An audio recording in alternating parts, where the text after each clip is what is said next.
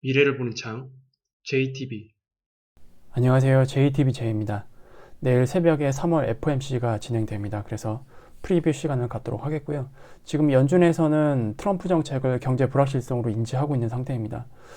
그렇다 보니까 지금 4월 달에 FOMC가 없는 상황이기 때문에 이 구간에서 금융 환경이 갑자기 악화되는 것을 분명히 막으려고 할 거거든요.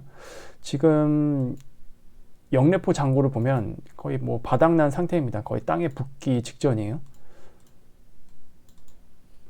그래서 4월 달에 어쨌든 보편 관세가 시행될 거고 그게 어떤 식으로 적용될지 모르기 때문에 이 구간에서 어쨌든 금융 환경을 좀 악화시키는 요인들을 미리 선제적으로 조치해 나가지 않을까라는 생각을 합니다. 그래서 금융시장의 단기자금 흐름 관리에 일단 신경을 쓸 것으로 보이는데요. 이미 저번 1월 FOMC 성명서에서도 QT에 대한 문제를 거론했습니다. 그래서 이번에 QT를 어떻게 할 건지 최종적으로 뭔가 가이드를 주지 않을까 그렇게 생각을 하고 있습니다. 그리고 기대 인플레이션이 최근 많이 상승을 했습니다. 근데 여러분들이 잘 아셔야 되는 거는 기대 인플레이션이 올랐다고 해서 이게 그대로 실제 인플레이션으로 적용되느냐? 아닙니다. 그렇지 않습니다. 어쨌든 최근 불확실성으로 기대 인플레이션이 막 치솟았잖아요. 근데 이런 환경에서는 저번에도 계속 말씀을 드리지만 소비자들은 정말로 필요한 물건만 삽니다. 그리고 그 외에는 소비하지 않아요. 지갑을 닫습니다. 그래서 이런 행동들이 결국 소비 둔화와 물가를 낮추는 요인 이렇게 작용하게 됩니다. 그래서 기대 인플레이션이 높다고 그러면 물가도 오르겠네 이렇게 이해하셔서는 안 된다라고 저는 생각을 하고 있습니다. 그리고 기대 인플레이션 상승으로 연준의 페드워치는 어쨌든 5월 금리 인하가 지금 다시 후퇴하고 있기는 하지만 4월까지 나오는 실제 지표들은 5월 금리 인하를 지지하는 지표들이 나올 가능성을 저는 무게를 두고 있습니다. 그리고 이번 주에 발표했던 소매 판매도 보면은 기대치보다 상당히 안 좋게 나왔죠. 일단 소매 판매 MOM 기준으로 봤을 때 저번 달 것도 하향 수정됐어요. 저번 달에 마이너스 0.9%로 나왔었거든요. 근데 이거를 추가적으로 또 하향시켰습니다. 이 상태에서 0.2% 올랐으니까 2월 소비에 대해서도 굉장히 나빴다는 얘기죠. 이게 플러스이긴 하지만. 왜냐면 전월이 너무 안 좋았기 때문에 마이너스 1.2에서 이거 대비해서 0.2% 올라온 거잖아요. 그러니까 소비가 지금 꽉 닫혀 있다라고 보시면 될 것 같습니다. 그리고 세부 내용을 살펴보면 소비자들이 필요한 물건만 샀어요. 정말로 필요한 물건. 굳이 사도 되지 않을 물건은 다 안 샀습니다. 그래서 소비가 지금 이런 식으로 좀 바뀌어가고 있다. 지갑을 닫고 있다. 이렇게 이해를 하시면 될 것 같습니다. 그래서 이게 4월 달에 발표되는 지표들이 다 3월 지표잖아요. 아마 3월 지표는 심리적으로 아마 더 영향을 줬을 것 같아요. 그러니까 소비자들이 지갑을 더 닫을 수밖에 없는 그런 소비가 만들어지지 않았을까라는 생각을 합니다. 그래서 이런 것들은 5월달 초에 FOMC가 있기 때문에 아마 5월 FOMC 전에 금리 인하 확률을 올릴 수 있는 그런 지표들이 나오지 않을까 일단 그렇게 지금 예상 중입니다. 그리고 이제 클리브랜드 연은의 그 나우 캐스팅을 같이 한번 볼게요. 지금 요거예요. 요 위에 있는 게 4월 달에 발표할 지표입니다. 저번에 살펴봤던 지표보다도 조금 더 다시 내려갔습니다. 헤드라인 CPI는 그때 뭐 0.03 정도 나왔었죠. 이게 이제 마이너스로 돌려고 해요. 이제 마이너스로 전환되려고 합니다. MOM 기준으로. 그리고 코어 CPI는 아직 그대로예요. 일단 코어 쪽으로는 필수 소비 항목들이 있잖아요. 그런 것들 때문에 막 심각하게 낮아질 것 같지는 않은데 어쨌든 얘도 웬만해서는 0.26인데 0.25 밑으로 내려오는 게 일단 5월 FOMC 금리 인하 기대하는 관점에서는 좋겠죠. 그리고 이제 PC 쪽으로 보면은 일단 헤드라인은 뭐 0.03이니까 뭐 사실상 0.0으로 봐도 될 것 같고요. 코어 PC가 0.2로 지금 거의 잡혀가고 있어요. 어쨌든 0.2로 나오면 이거를 연율로 환산을 하면 디스인플레거든요. 이 정도 나오면. 그래서 PC 쪽으로는 일단 물가가 계속 낮아지고 있다. 그렇게 보시면 됩니다. 그리고 요거는 이제 이달 말에 발표할 거죠. 이달 말에 발표할 건데 실제 이렇게 나올지 안 나올지 모르겠지만 여기서 뭐 소폭 높게 나온다 할지라도 0.2 전후 마찬가지로 디스인플레가 지속된다라는 관점으로 일단 지금은 나오고 있습니다. YOY 기준으로는 아직 뭐 크게 바뀐 건 없는 것 같아요.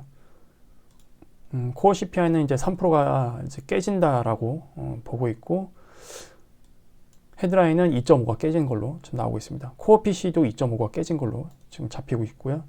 헤드라인 PC 같은 경우는 사실상 이제 2.0, 2%에 거의 수렴한 상태, 이렇게 좀 예상하고 있습니다. 이게 많이 떨어지죠, 이렇게. 이게 이달 말에 발표할 지표인데, 다음 달에 발표할 지표들이 5월달 금리 인하 기대감을 확실히 많이 올릴 가능성이 높지 않을까, 일단 그렇게 보고 있습니다. 그리고 10년물 국채 금리 흐름도 같이 보겠습니다. 일단 반등이 그렇게 강하진 못해요, 지금. 많이 올라오면 뭐 4.5 정도까지 올라올 수 있기는 한데, 여기까지는 지금 택도 없고요. 지금 이런 상태에서는 여기서 이렇게 빌빌거리다가 밑으로 이렇게 내려올 수도 있습니다. 이렇게 만약에 내려온다라고 한다면 지표상으로는 뭐 4월달이 유력하겠죠. 그리고 4월 초에 고용지표 좀 잘 봐야 됩니다.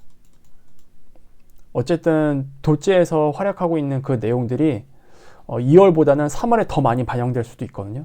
3월 지표가 어쨌든 4월달에 나오니까 4월 초 비농업 고용지표에서 좀 많이 안 좋게 나오면 이렇게 훅 떨어지겠죠. 10년물 국채금리가. 그래서 이런 부분도 우리가 좀 체크를 해봐야 됩니다. 그래서 지금 상단은 뭐 아무리 많이 가더라도, 그러니까 기대 인플레이션이 막 치솟다 하더라도 지금 10년물 국채금리에 영향을 거의 뭐 주지 않고 있습니다. 굉장히 제한적으로 좀 주고 있는 상태예요. 아까도 말씀드렸지만 기대 인플레가 치솟는다고 해서 이게 실제 인플레이션이랑 연결될 거다, 이렇게 보시면 안 된다는 얘기입니다. 채권 시장도 지금 그렇게 보고 있는 것 같아요. 이게 실제로 인플레를 높이지는 않을 것 같다, 오히려 경기 둔화를 만들어낼 것 같다, 이런 관점으로 보고 있는 것 같습니다. 그래서 지금 페드워치에서는 5월 FOMC, 저번에 봤을 때는 이게 뭐 40%, 50%였었거든요. 이 합산된 게. 근데 지금 뭐 20%도 안 되죠. 이게 기대 인플레 때문인데, 뭐 실제로는 이렇게 되지 않을 가능성은 저는 높게 보고 있긴 있어요. 어쨌든 심리 때문에 지금 이렇게 만들어지고 있는 건데, 이거 아마 다음 달에 좀 많이 바뀌지 않을까, 그렇게 생각을 하고 있습니다. 그래서 정리를 해볼게요. 3월 FOMC 체크 포인트는 3가지 정도 보시면 될 것 같습니다. 첫 번째는 기존 점도표가 2025년에 금리 인하 2회였어요.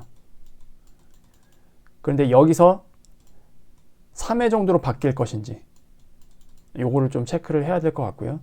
그리고 어쨌든 트럼프 정책이 불확실성으로 지금 인지를 하고 있는 상태이기 때문에 이게 올해 물가와 GDP 성장률을 분명히 수정할 거거든요. SEP 발표할 때. 그게 어느 정도로 수정되는지, 그걸 또 체크를 해봐야 됩니다. 그리고 QT에 대한 문제도 이번에는 거론할 가능성이 굉장히 높은데, 이미 1월 FOMC 성명서에서 다뤘기 때문에. 그래서 이번에 QT를 특정 기간 동안 일시 정지할지, 아니면 QT를 추가적으로 또 축소할지. 1단계 축소는 작년에 했었죠, 한번. 근데 이번에 거기서 추가로 또 축소할 수도 있습니다. 어쨌든 지금 긴축을 좀 완화하려고 하는 그런 정책을 내놓을 가능성이 높은 상태다, 이렇게 보시면 될 것 같아요. 그래서 요 3가지 정도 체크를 하면 될 것 같습니다. 지금 분위기에서는 과연 FOMC에서 매파적인 발언을 할까라는 의구심이 있습니다. 상당히 지금 불안한 상태이기 때문에. 그래서 매파적인 FOMC보다도 중립 혹은 약간 비둘기적인 FOMC, 그런 식으로 진행되지 않을까라는 일단 기대를 해보고 있습니다. 일단 뭐 내일 새벽에 FOMC가 나오게 되면 실제로 좀 체크를 해보도록 하겠고요. 다시 한번 이제 마지막으로 또 미국 시장을 또 살펴볼게요. 요즘 계속 미국 시장을 보고 있기는 한데, 지금 흐름이 썩 강하진 못해요. 반등이 이제 이 중요한 자리에서 나왔잖아요. 이 자리가 저번에도 말씀을 드렸지만 위에 쌍봉을 만들었던 이 자리, 이 넥라인을 그대로 1대1로 내린 자리입니다. 이 자리에서 어쨌든 단기적으로 바닥이 만들어졌는데, 우리나라 시장과 달리 미국 시장은 지금 반등이 강하지 못해요.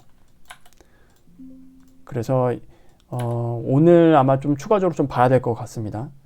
지금 반등이 오늘이나 내일쯤에 추가적으로 강하게 올라와야 되거든요. 그게 아니면은 여기서 추가적인 반등은 좀 기대하기 어렵고, 다시 또 바닥을 확인해야 될 수도 있어요. 그래서 단기적으로도 지금 미국 시장은 오늘 FOMC에서 뭔가 모멘텀을 찾으려고 하지 않을까 이렇게 생각을 하고 있습니다. 일단 요거는 계속 여러분들 체크하시면 될 것 같고, 어쨌든 뭐 추가적으로 소폭 더 저점을 갱신을 하든 아니면 바닥을 다시 찍으러 내려오든 이 하락에 대한 반등은 나와야 되거든요. 근데 이 하락에 대한 반등이 강하게 나오면은 그래도 이 정도까지는 나와야 될 거예요. 이 넥라인을 이탈했던 그 구간까지는. 근데 이 구간에 도착할 때쯤에서는 좀 포지션을 좀 보수적으로 바꿔야 되지 않을까. 그 이후의 흐름을 확인을 하고 움직이는 게 낫지 않을까라는 생각을 지금 일단 메인 시나리오로 가지고 있습니다. 이거는 아마 우리나라 시장도 아마 적용될 거예요. 지금 시장에서 우리나라 시장은 걱정할 게 없고요. 일단 미국 시장이 이 정도까지 반등이 나오게 되면 그때 우리나라 시장을 좀 잘 살펴봐야 되지 않을까 그렇게 생각을 하고 있습니다.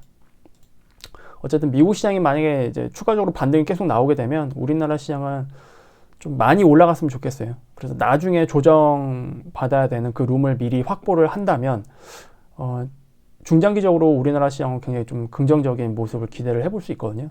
그래서 어쨌든 미국 시장 반등할 때 최대한 우리나라 시장은 많이 올라가자 이런 바람입니다. 일단 이 부분은 이제 참고를 하시고요.